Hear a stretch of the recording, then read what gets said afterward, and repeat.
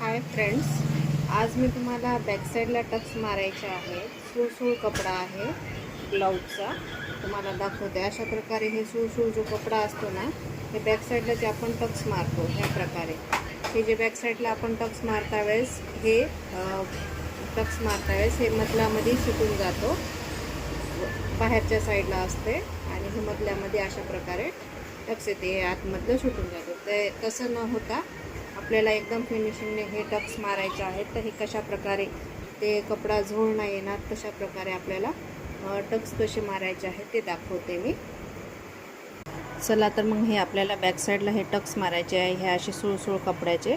तर हे अशा प्रकारे सेंटरला जी आपली मार्किंग केलेली आहे बॅक साईडची, त्या साईडवर आपल्याला स्ट्रेट एक स्टिच मारून घ्यायची आहे. अशा प्रकारे ह्या अशा प्रकारे एक स्ट्रेट शिलाई मारलेली आहे. ह्या स्ट्रेट शिलाईवर आपल्याला जी बॅक साईडचे आपण जे टक्स घेतो ते अशा प्रकारे फोल्ड मारायचे आहे बॅक साईडच्या टक्सला, अशा प्रकारे. आणि हे इथे आपला टक्स मारून घ्यायचा आहे.